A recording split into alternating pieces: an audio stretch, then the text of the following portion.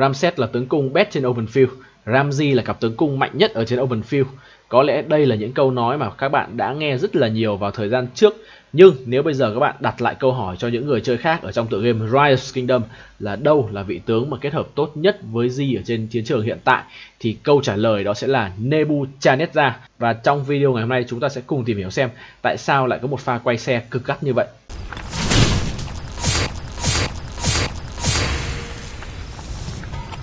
Ramset và Nebu đều có điểm chung, đó là cả hai đều là những vị tướng ở KVK chinh phạt, và các bạn có thể sở hữu được hai vị tướng này chỉ khi các bạn đã chơi hết KVK 3 và các bạn bắt đầu bước qua những cái mùa KVK chinh phạt thật là hấp dẫn, thì các bạn có thể sở hữu Ramset thông qua cái cách chơi vòng quay may mắn. Còn Nebu các bạn sẽ phải tham gia trong cuộc đua thống đốc hùng mạnh nhất. Và nếu để nói trong hai vị tướng này thì đâu là vị tướng mà các bạn sẽ dễ dàng sở hữu hơn, thì câu trả lời đó sẽ là Ramset, khi mà tất cả những người chơi các bạn đều có thể quay vòng quay cả. Ngược lại thì Nebu của chúng ta các bạn phải tham gia vào một trong những cuộc đua có thể nói là khốc liệt nhất, và với cái vị trí của mình hiện tại đang có ở trong game, rất khó để những người chơi F2P các bạn có thể lấy được Nebuchadnezzar. Về Ramset, ở đây thì mình rất là hay đọc quen mồm mà Ramset thì Ramset sở hữu cho mình 3 bảng tài năng, đó là cung thủ, đa năng và tấn công. Đồng thời bộ kỹ năng của Ramset, tất cả bộ kỹ năng này đều có thể sử dụng và có tác dụng ở trên open field hết. Với skill 1 gây sát thương lên một mục tiêu trong 2 giây, và mỗi giây với hiệu số sát thương là 1000, tức là tương đương với khoảng 2000 sát thương. Đồng thời phòng thủ của mục tiêu sẽ giảm đi 30%, cũng như là mục tiêu sẽ bị ảnh hưởng của cái hiệu ứng là miễn dịch trị liệu. Thì đây là cái hiệu ứng mà các bạn sẽ có được khi các bạn nâng mắc Ramset. Thì cái skill chuyên môn này sẽ nâng cấp skill 1 lên. Tức là skill 1 lúc đầu chỉ gây sát thương là 800 và giảm 25% thủ thôi. Thì khi các bạn nâng chuyên môn thì sát thương sẽ nâng từ 800 lên 1000, khả năng giảm phòng thủ cũng tăng lên thêm 5%. Đồng thời là có một trong những hiệu ứng debuff cực kỳ lợi hại. Thì cái debuff của con Ramset này các bạn có thể sử dụng để chống trả rất là nhiều vị tướng ở trong game. Điển hình nhất hiện tại thì có lẽ là một vị tướng mà có thể nói là quốc dân ở trong game, đó chính là con Richard 1 này. Nhưng mà đúng ra mà nói thì Richard 1 sang KVK chinh phạt đấy thì cũng rất ít người sử dụng Richard rồi. Skill 2 của Ramset tăng tấn công của đơn vị cung thủ lên 40%, và skill 3 sẽ giúp Ramset khi mà mang chỉ gồm cung thủ ấy thì sát thương kỹ năng nhận vào sẽ giảm đi tối đa là 30%. Khi bị tấn công sẽ tiếp tục có 10% tăng tấn công cung thủ thêm 40% và tăng tốc độ hành quân lên 40% nữa. Thì đây là một skill rất là ngon trên open field, khi mà có thể giảm sát thương đỏ của Ramset nhận vào, cũng như là cái chỉ số tấn công và tốc độ chạy được tăng lên ấy, sẽ giúp Ramset có thể tháo chạy hoặc thậm chí là trả sát thương nó cao hơn. Skill 4 của Ramset thì khi mà Ramset tấn công sẽ có khả năng là chữa lành một hệ số là 500, và đồng thời sẽ tăng khả năng phòng thủ của Ramset lên 40% trong 3 giây. Thì có thể nói là toàn bộ skill của Ramset này đều có tác dụng trên open field hết, nên chúng ta có thể dễ dàng nhận ra đó là Ramset chính là một vị tướng có thể nói là đánh thuần trên open field. Còn về phía Nebuchadnezzar thì chúng ta có một skill 1 gây sát thương 5 mục tiêu với hệ số sát thương là 1500, đồng thời là sẽ có sát thương cộng thêm cho mục tiêu hiện tại thêm 500 nữa, như vậy là tổng sát thương trên một mục tiêu vẫn là 2000. Và đây cũng là một skill nâng cấp lên từ skill chuyên môn, khá giống như là Ramset. Khi mà các bạn sẽ nâng cái skill 1, đó là ban đầu chỉ có sát thương là 1500 thôi, và khi các bạn nâng chuyên môn lên sẽ được tăng thêm 500 sát thương trên mục tiêu gốc nữa. Skill 2 của Nebu sẽ tăng khả năng phòng thủ lên 30%, đồng thời sẽ tăng tốc độ hành quân thêm 15%. Thì đây là một skill khá là hay. Nếu mà Ramset chỉ tăng cho các bạn 40% tấn công thì Nebu tăng 30% phòng thủ sẽ giúp cung thủ trâu hơn, đồng thời tốc độ chạy ở đây sẽ không có điều kiện để kích hoạt, tức là lúc nào Nebu cũng sẽ tăng 15% tốc độ chạy cả. Skill 3 của Nebu thì có thể nói là skill ngon nhất trong những cái skill khác trừ skill chính ra. Thì đây là một skill mà sẽ tăng sát thương phản kích của Nebu lên 30%, và đòn tấn công thường sẽ có 10% gây sát thương trực tiếp lên mục tiêu, tức là sát thương đỏ ấy. Thêm một hệ số sát thương là 800, đồng thời sẽ giảm tốc độ hành quân của những kẻ tấn công trong 3 giây với thời gian hồi chỉ 5 giây mà thôi. Nhưng mà rất tiếc thì đây lại là một skill rally, và đây có thể nói là một điểm trừ nếu chúng ta đem so sánh Nebu với Ramset, khi mà Nebu có một skill chỉ có tác dụng ở trên rally và lại là một skill cực kỳ ngon nữa. Skill 4 của Nebu sẽ tăng sát thương gây ra thêm 15%, và mỗi đòn tấn công thường sẽ có 10% cơ hội giảm 100 thịnh độ của mục tiêu, và hiệu ứng này có thể kích hoạt tối đa một lần sau mỗi 3 giây. Thì thực ra mà nói thì cái tỷ lệ 10% này cực kỳ ít, nên là mặc dù là cái thời gian kích hoạt hiệu ứng này nó khá là ngắn 3 giây, nhưng các bạn cũng phải cần có một nhân phẩm rất là cao để có thể kích hoạt cái skill 4 này.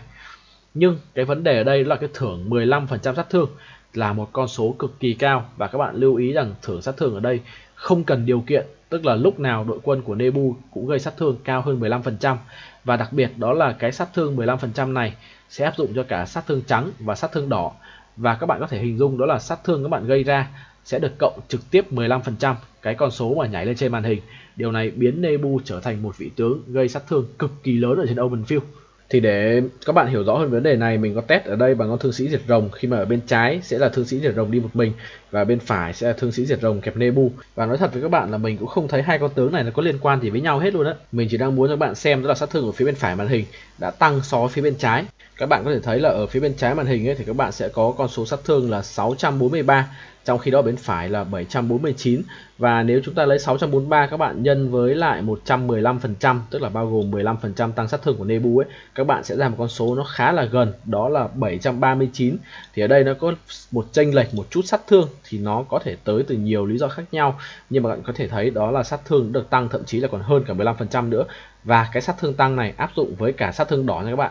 Vậy đối với skill 1 của Ramses thì sao? Skill 1 của Ramses cũng sẽ giảm mục tiêu đi 30% phòng thủ, và bây giờ chúng ta sẽ cùng đi test xem là cái skill này cụ thể sẽ giúp các bạn tăng được khoảng bao nhiêu phần trăm đam nhé. Và ở đây chúng ta lại tiếp tục cần phải nhờ thanh niên thương sĩ diệt rồng. Mình sẽ sử dụng thương sĩ diệt rồng kẹp với Ramses thì có thể sát thương trắng nó sẽ chênh lệch một chút. Nếu các bạn để ý, sau khi Ramses gây sát thương đỏ thì sát thương gây ra là ở khoảng 800, và ngay khi hết 2 lượt của hiệu ứng giảm phòng thủ ấy thì sát thương giảm xuống chỉ còn khoảng 666 mà thôi. Như vậy là sát thương gây ra sau khi dính hiệu ứng trừ phòng thủ của Ramses ấy là khoảng 20% nha các bạn. Và cái sát thương này cũng sẽ giúp các bạn tăng sát thương đỏ, nhưng mà cái việc mà tăng sát thương đỏ khi bị trừ đép ấy thì rất khó để mình có thể test cho các bạn. Và cái tăng sát thương này của Ramses ấy thực ra nó chỉ có tác dụng trong 2 lượt mà thôi, bởi vì skill của Ramses sẽ trừ phòng thủ của mục tiêu trong 2 lượt. Có nghĩa là Ramses thì nên dùng làm tướng chính để khi mà tướng phụ ra skill sau Ramses 2 lượt ấy sẽ có thể tối ưu hóa cái lượng sát thương nhất.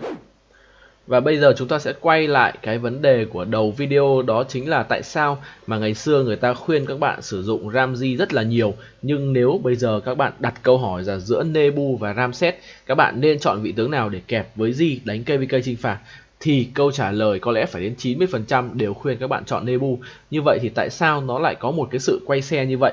Điều đầu tiên có thể nói đó chính là điểm yếu rất là lớn của Ramses, đó chính là không có nhánh talent kỹ năng. Việc sở hữu cho mình nhánh tài năng tấn công và nhánh tài năng cung thủ vô tình khiến cái chu kỳ ra skill của Ramses chậm hơn, và Ramses sẽ thích hợp với những cái cuộc đấu nó dài hơi, ví dụ như là rally công trình, để có thể phát huy được những cái điểm mà cần thời gian để tích từ nhánh tấn công. Trong khi đó thì Nebu lại sở hữu cho mình một nhánh tài năng kỹ năng. Thì với nhánh tài năng kỹ năng, Nebu sẽ có chu kỳ ra skill ngắn hơn sau cái đợt ra skill đầu tiên. Cái điều này tới từ cái điểm hồi sinh ở trong nhánh tài năng kỹ năng. Và đồng thời Nebu cũng sở hữu cho mình nhánh tài năng chinh phạt. Thì đối với cái nhánh tài năng công thành này ấy, cái nhánh tài năng mà chúng ta hay sử dụng để lấy một cái điểm, đó là điểm khiên sắt, sẽ giúp các bạn giảm thêm 9% sát thương phản công nữa, sẽ giúp Nebu có một chút gì đấy trâu bò hơn khi mà tấn công ở trên bản đồ.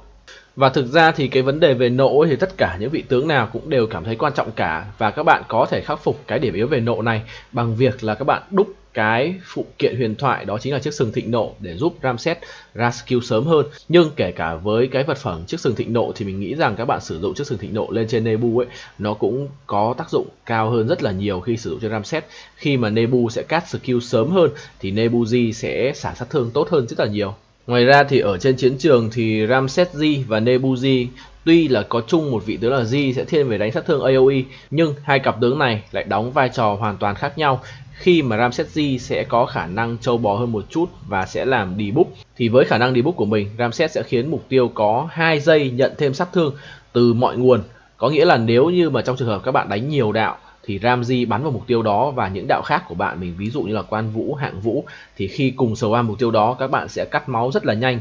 Ngược lại thì Nebu lại có khả năng tăng sát thương cho chính bản thân mình. Nếu như Nebu lại có những cặp tướng mà có khả năng búp cho Nebu lên nữa, ví dụ như là Chazan, ví dụ như là Constantine, Doan, những vị tướng mà sẽ giúp cho chỉ số của Nebu cao hơn, lượng nộ hồi được nhiều hơn, thì từ đó Nebu xả sát thương ra thì cái sát thương đó nó sẽ gây ra là cực kỳ khủng khiếp.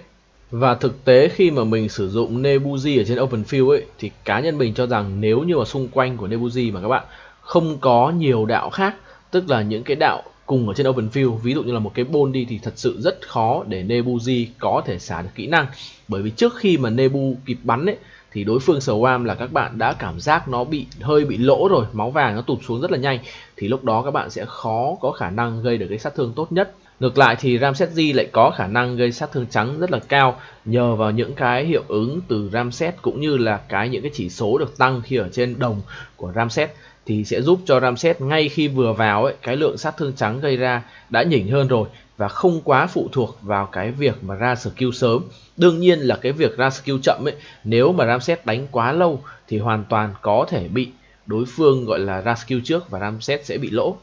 Đồng thời thì với G ở vị trí tướng phụ ấy thì G cũng vô tình ra skill chậm hơn do Ramses không thể tích nộ được. Và chính vì lý do đó nên hiện tại số người sử dụng Ram G ấy đang giảm dần và họ có thiên hướng đổi sang là đánh Ram Tomirit, hoặc đặc biệt là một cặp đôi mà có thể nói là cung solo mạnh nhất hiện tại, đó chính là Ramses Cyrus hoặc là Cyrus Ramses. Hai vị tướng này các bạn có thể đổi vai trò cho nhau tùy mục đích và cái phong cách chơi của các bạn để lấy một cặp mà có thể nói là sát thương đơn mục tiêu cực kỳ mạnh kết hợp với debuff và hồi nộ từ Cyrus sẽ giúp cho Ramses ra skill sớm hơn. Và G chúng ta hiện tại đang có thiên hướng kẹp với Nebu hoặc là Artemisia để làm một cái cặp mà các bạn có thể đánh được mạnh nhất ở trên open field và xả sát thương được lớn nhất trong một cái diện rộng nhất.